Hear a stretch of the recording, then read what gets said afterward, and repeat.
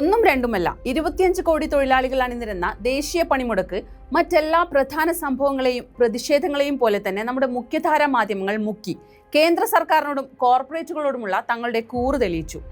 മനോരമ പണിമുടക്കിനെ ജനദ്രോഹമായാണ് ചിത്രീകരിച്ചത്. ഒന്നാം പേജിലും ഉൾപേജുകളിലും നിറയെ നെഗറ്റീവ് വാർത്തകൾ മാത്രം.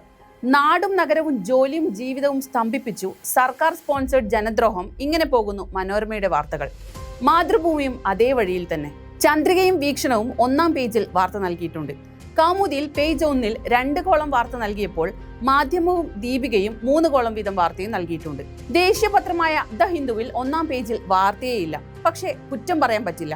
ഒന്നാം പേജിലെ സ്കൈ ബോക്സിൽ ഒരു കുഞ്ഞു കോളത്തിൽ തൊഴിലാളി സ്നേഹം പ്രകടിപ്പിച്ചിട്ടുണ്ട്. ദ ന്യൂ ഇന്ത്യൻ എക്സ്പ്രസിലും ഒന്നാം പേജിൽ ഒരു വരി വാർത്ത പോലുമില്ല. ടൈംസ് ഓഫ് ഇന്ത്യയും തഥൈവ. രാജ്യമാകെ സംയുക്ത ട്രേഡ് യൂണിയന്റെ നേതൃത്വത്തിൽ മാസങ്ങൾ നീണ്ട പ്രചാരണത്തിനൊടുവിലാണ് കേരളം മുതൽ കശ്മീർ വരെയുള്ള ജനകോടികൾ പണിമുടക്കി കേന്ദ്രത്തിന് താക്കീത് നൽകിയത്. രാജ്യം സ്തംഭിപ്പിക്കുക, പൊതുജനത്തെ ദ്രോഹിക്കുക എന്നതാണോ ഈ രാജ്യത്തെ കേന്ദ്ര ട്രേഡ് യൂണിയനുകൾ ഈ പണിമുടക്കിലൂടെ ലക്ഷ്യമിട്ടത്? അല്ല, ഞാനും നിങ്ങളും അടങ്ങുന്ന തൊഴിലാളികളുടെ അവകാശങ്ങൾ സംരക്ഷിക്കുക എന്നതായിരുന്നു സമരത്തിന്റെ ലക്ഷ്യം. കേന്ദ്ര സർക്കാർ കൊണ്ടുവന്ന തൊഴിലവകാശങ്ങൾ പാടെ ഹനിക്കുന്ന ലേബർ കോഡിനെതിരെ പ്രതിഷേധിച്ചായിരുന്നു പണിമുടക്ക്. എന്നാൽ കേരളത്തിൽ മാത്രമാണ് പണിമുടക്ക് നടന്നതെന്നും മറ്റു സ്ഥലങ്ങളിൽ ആരും തിരിഞ്ഞു നോക്കിയില്ലെന്നും തുടങ്ങി ഇതൊരു കേരള പണിമുടക്കാണെന്ന് ചിത്രീകരിക്കാനുള്ള ശ്രമമായിരുന്നു മുഖ്യധാരാ മാധ്യമങ്ങൾ ഉൾപ്പെടെ നടത്തിയത്.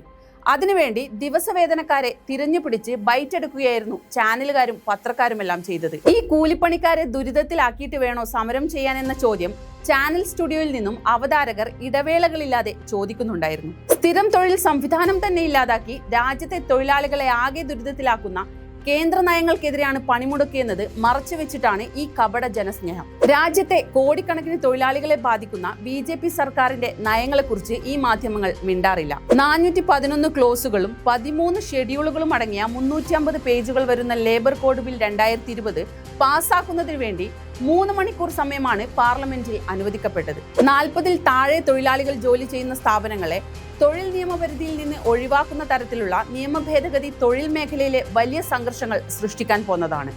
1961-ലെ അപ്രന്റീസ് ആക്ട് പ്രകാരം അപ്രന്റീസ് കാലാവധി 1 വർഷമായി നിശ്ചയിച്ചിരുന്നത് തിരുത്തിയതിലൂടെ തൊഴിലുടമയ്ക്ക് എത്ര കാലം വേണമെങ്കിലും ഒരു വ്യക്തിയെ അപ്രന്റീസായി തൊഴിലെടുപ്പിക്കാമെന്ന അവസ്ഥയും സംജാതമായിട്ടുണ്ട്. 1965-ലെ ബോണസ് നിയമം, 1970-ലെ കരാർ തൊഴിലാളി നിരോധന നിയമം, 1972-ലെ ഗ്രാറ്റുവിറ്റി നിയമം എന്നിവയിൽ കർശനമായ പരിഷ്കാരങ്ങൾ ഏർപ്പെടുത്തിക്കൊണ്ടും 1936-ലെ പേയ്മെന്റ് ഓഫ് വേജസ് ആക്ട്, 1948-ലെ മിനിമം വേജസ് ആക്ട്, 1976-ലെ ഈക്വൽ റെമ്യൂണറേഷൻ ആക്ട് എന്നിവ റദ്ദ് ചെയ്തുകൊണ്ടും തൊഴിൽ മേഖലയെ പൂർണ്ണമായും നിയന്ത്രണരഹിതമാക്കി മാറ്റുകയാണ് കേന്ദ്ര സർക്കാർ ചെയ്തിട്ടുള്ളത്. പണിമുടക്ക് കാരണം വലഞ്ഞ ദിവസവേതനക്കാരുടെയും ജനത്തിന്റെയും വിലാപങ്ങൾ ലോകത്തെ കേൾപ്പിച്ച എത്ര മാധ്യമങ്ങൾ ഇക്കാര്യങ്ങൾ നിങ്ങളോട് പറഞ്ഞിട്ടുണ്ട്?